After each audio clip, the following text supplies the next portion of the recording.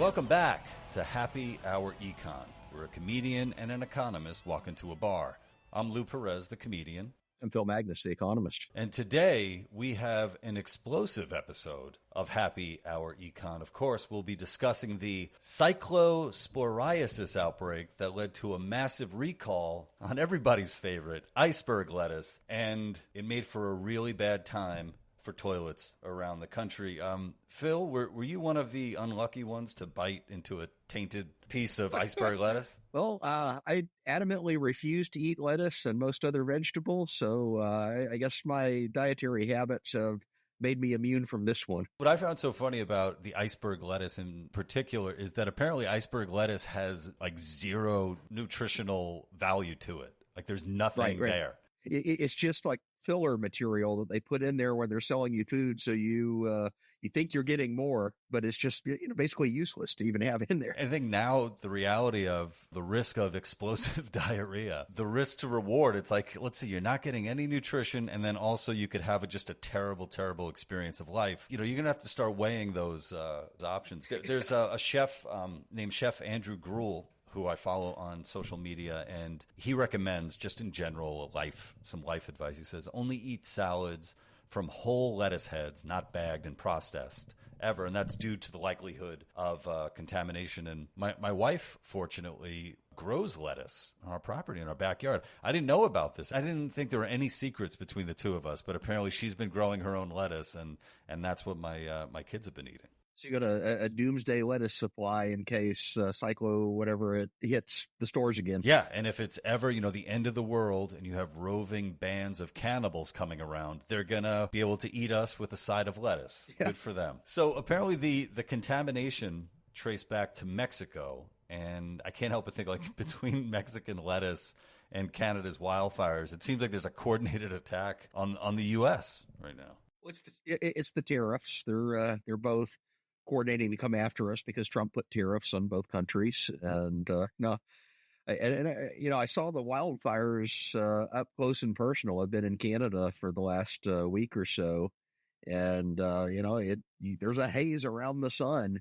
of burning material that's coming from the north, and it's filtered into the United States. If you've been on the East Coast, you've got wildfires, and then you have Mexican lettuce coming from the south.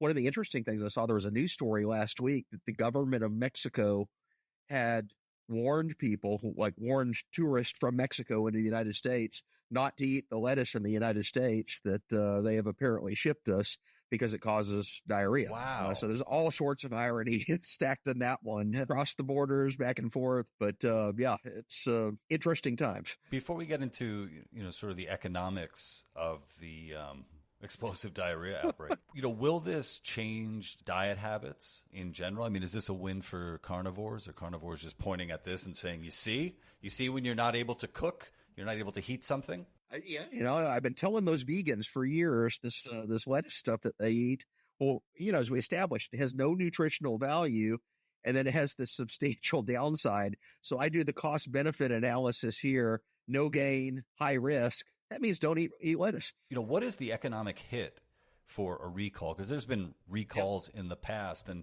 what happens to the supplier? How much is this going to cost the company?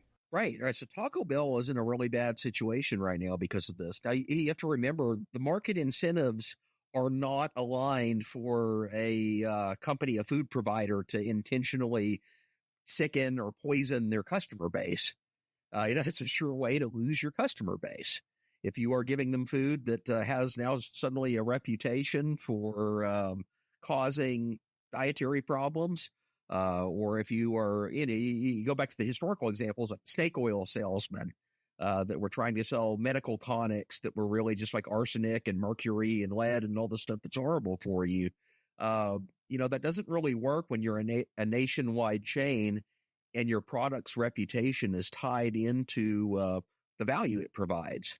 And Taco Bell has already taken a hit. I think I read an article just yesterday. They said that their sales were down about 30% in the last week after this outbreak. And the corporate headquarters has already pivoted, and they've taken strategies to try to recompense their customers.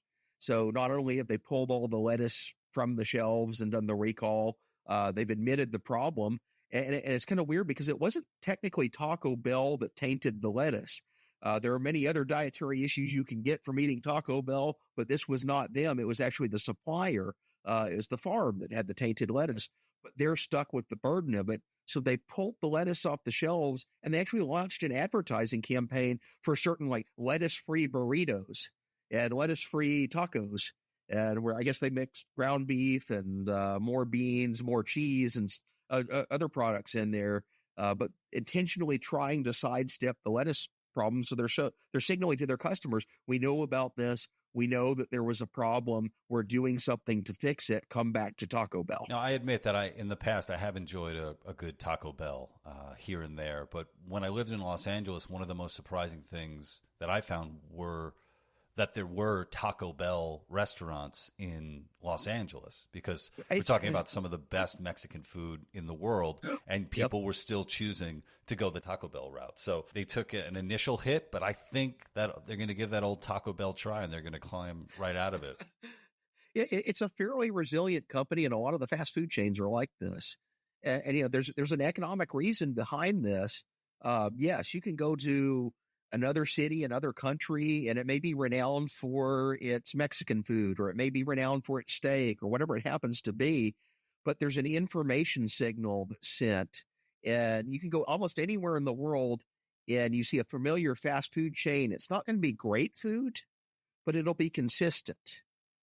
And you don't have to do much research to know that you're getting the same taco at Taco Bell at anywhere in the world that sells Taco Bell, or the same burger at McDonald's. So if you're looking for a quick meal, yes, you go to Taco Bell, you go to McDonald's. They also compete on some other margins. Like a lot of these restaurants, they stay open late. So you got the munchies at 2 a.m., you go to Taco Bell. Or if you're hungry in the middle of the night, you go to McDonald's. You go to any of these other major chains that stay open. You can't do that with a regular restaurant. Do you know how much money the lettuce farm lost? Is it a day's profit? Is it a month's? I mean, is there such a thing as recall insurance? I mean, I am certain that Taco Bell probably has certain, insurance properties and things that are in place for them as a company. I'm not so sure about the farms and where they source them from. I think there was one company that they've traced some of the outbreaks to, but it's a company that also sources it from hundreds, if not thousands, of different farms. So that's why these things start to get really complicated. You don't really know where the blame is.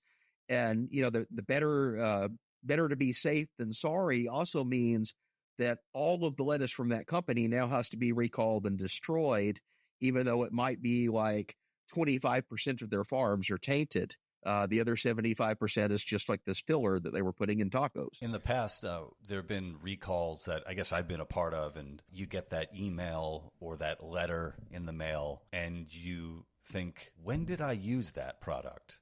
Especially if you're okay, and thankfully I was okay. In some instances, I've been compensated financially, like, oh, here's $14. And it's like, oh, great. I guess that's one way for a company to kind of dig themselves out of a diarrhea heap. It's preemptive, just like you were saying. And, part of the reason there is they don't want someone suing them because they got diarrhea from a taco.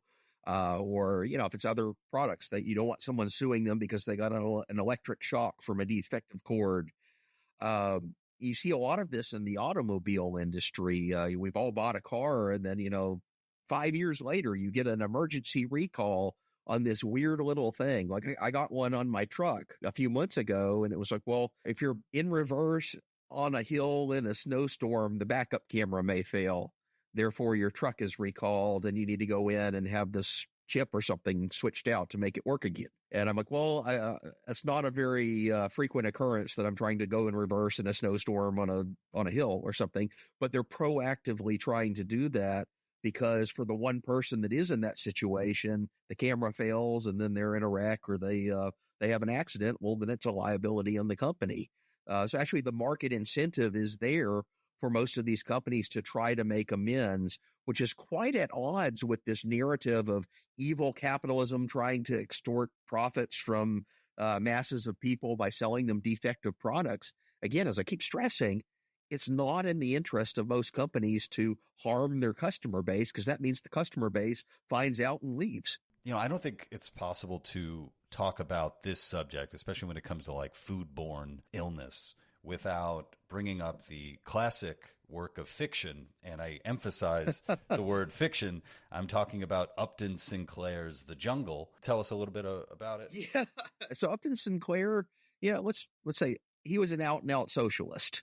So a very left-wing activist, and he wanted to portray capitalism basically as, the culprit of all the ills in the world. This is also a guy that praised the early Soviet Union as the new future. But he was a social activist, fiction writer at the turn of the 20th century. And he wrote this horrific novel about the supposed conditions in the meatpacking plants. And the idea is, I'm going to describe in graphic detail these awful conditions for the workers, unsanitary treatment of the beef.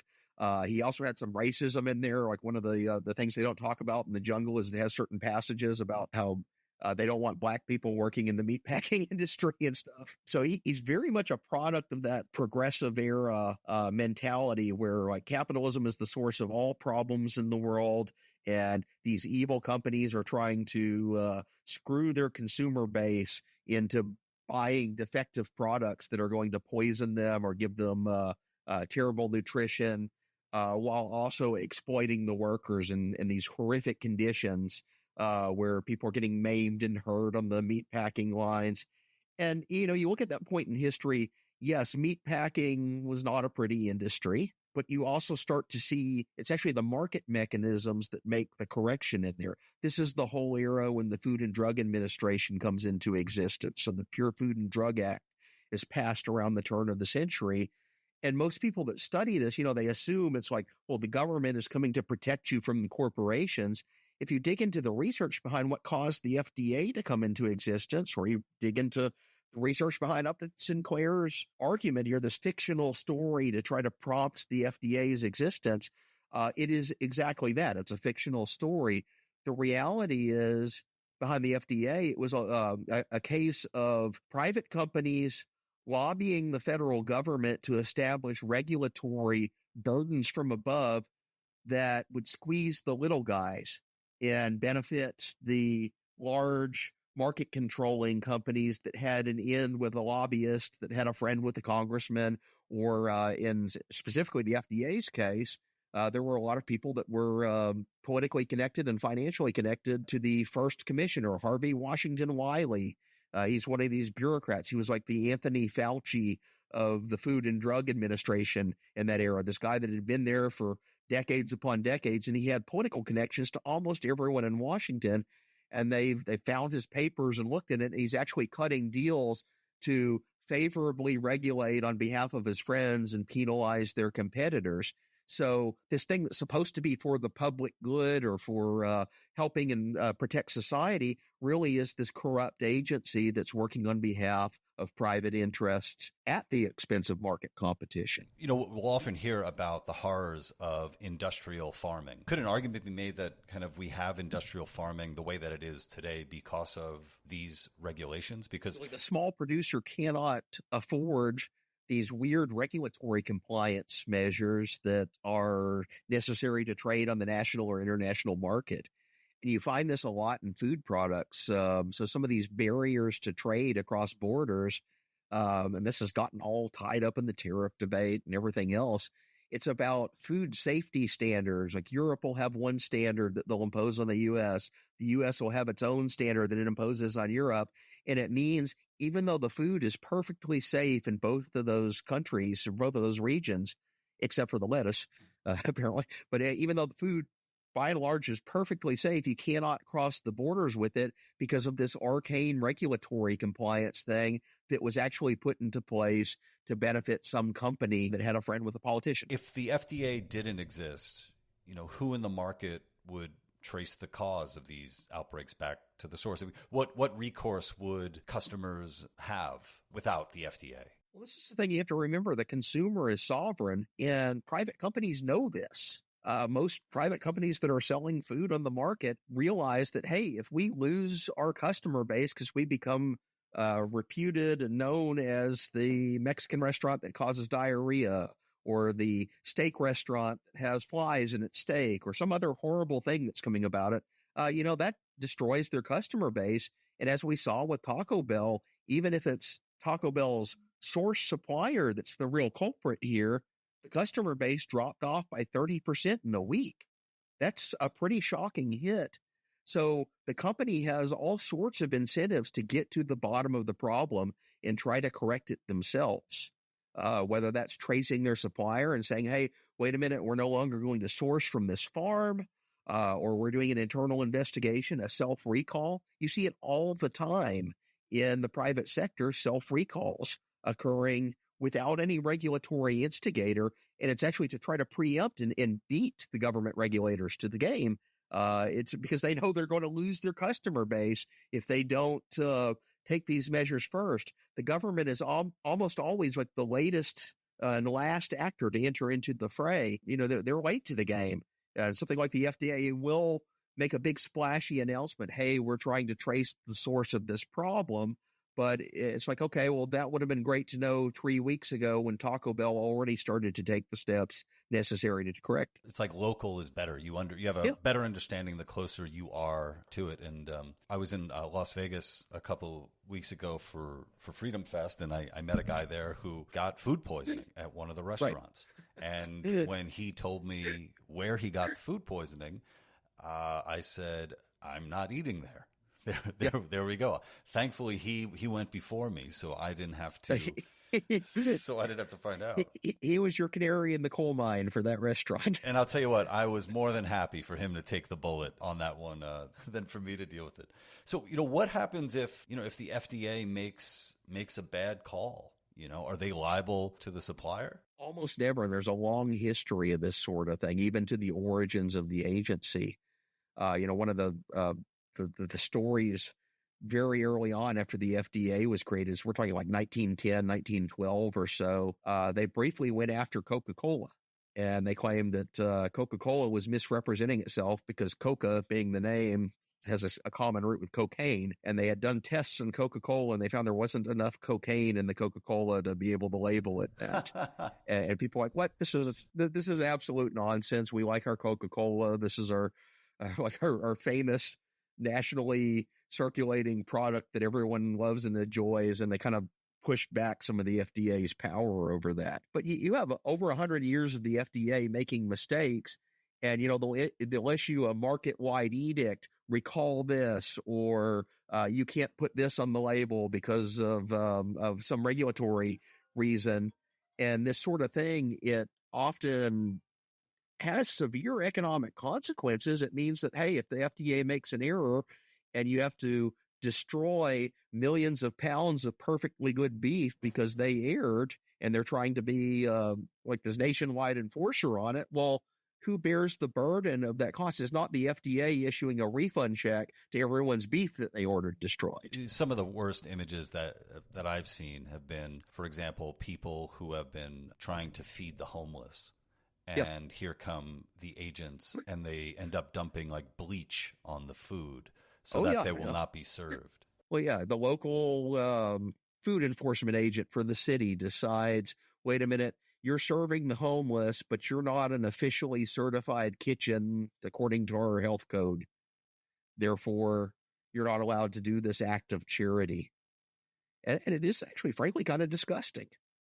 Because what's the alternative here? Well, the homeless people, they go completely hungry, or they have another food source that's not necessarily up to the standards even of the kitchen.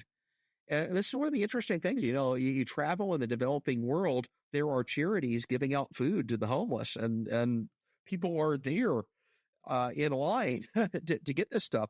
Would that be the consumer signal there? The homeless people were not lining up. You'd have a question about, is this kitchen up to stuff or something? Just the same thing as like people don't go to a restaurant that has a reputation for causing stomach illness. That restaurant eventually goes out of business. Or it sounds like a challenge. Yes. I came across something that I found really interesting. the Democratic frontrunner for California governor, Xavier Becerra, yeah. He had this to say about Mexican food in California. He said, and if you're going to buy a street taco, buy a real street taco, not something from one of these, I'll leave it at that. All I know is that there's real food in California, and there are real street tacos, and you don't get them in some establishment that's been around for a long time. You get it on the street from the guy who's been making it for a long time in his little cart. Yeah.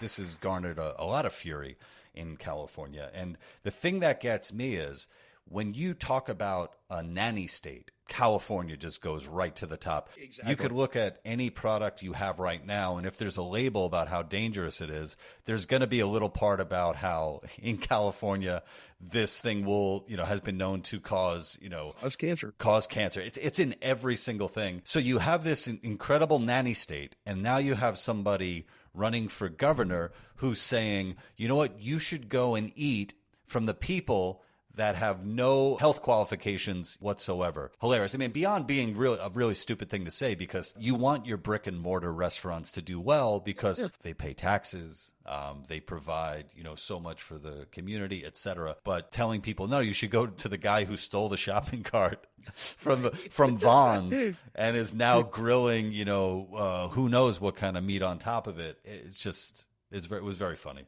It's fascinating, and I can attest exactly to what you're describing here. California is the nanny state. The Independent Institute, where I work, our main office is located out in Oakland, California. And you go out there, there's one of these proposition stickers that the state requires and everything. It's like, this building, if you walk through the door, may cause cancer and all these other conditions. This product is known to the state of California to cause such and such medical harm.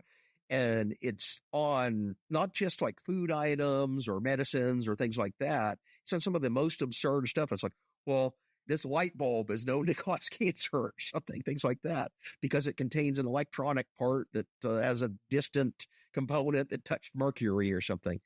So hyper-regulated economy. They have these stickers on everything. And because they're a big populous state, it means that anyone that wants to do business there in the United States now, no matter whether you're in California or not, you also have to put this sticker on it. So you may live in Alabama or Maine or something, and you're getting a package that has the California sticker on it. We've all seen that. And yet, you have someone like Xavier Becerra. He's coming out there saying, well, go to the food stands. I think what's interesting here is even though he veers toward this hyper nanny state regulatory environment that he's obviously a part of in his political career, he's nonetheless intuited something that maybe it's not even needed. If he is willing to trust even the street food from the random guy with the cart standing outside the baseball stadium, that's an implicit admission here that maybe the rest of the state is under regulatory overkill. Yeah, and I think there's a part of me as I've gotten older, I may have become a little bit of a nanny myself when it comes to things like this, because at least in New York City, we've been seeing a lot of similar things pop up.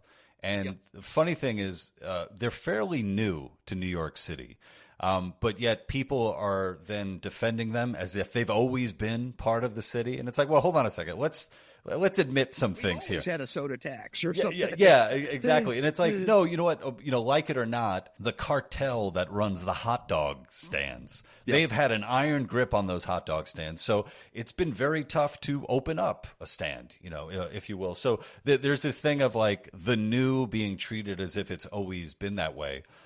For me, I think the big thing is that it does present a very unfair system where the brick and mortar shops are being just effed over in so many ways. And these independent entrepreneurs with shopping carts are then able to go around every single regulation that the other ones are responsible for. So I wonder, what is the solution, for that? Yeah, well, I think the first is to recognize, and this comes straight out of public choice economics. This is George Stigler's great observation, is that regulatory tools of the state are not really operating in the public interest most of the time. They're actually operating in the interest of controlling entry into certain markets.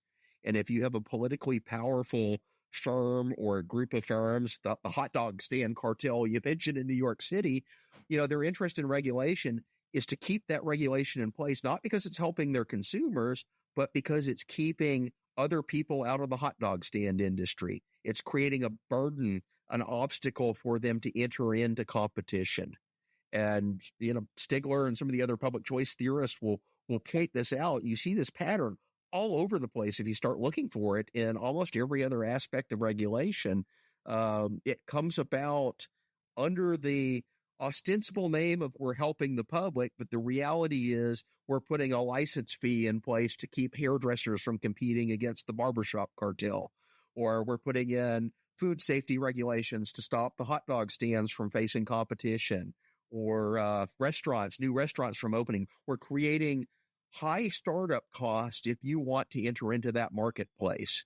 And that startup cost means that I, already established in that marketplace, who've met the regulatory obstacles, have an automatic advantage over you because my burden's already been met. I'm politically connected. My firm has gone through all the obstacles that exist to keep you out of competition. And I get to say, well, I'm doing it for your own good. I'm doing it for your safety. Well, Phil, I'm hoping that both of us made it out of this episode without some kind of stomach bug. And I hope everyone listening makes it through this episode as well. Enjoy your dining and ditch the lettuce, maybe for another couple of weeks. We are Happy Hour Econ. We'll see you next week.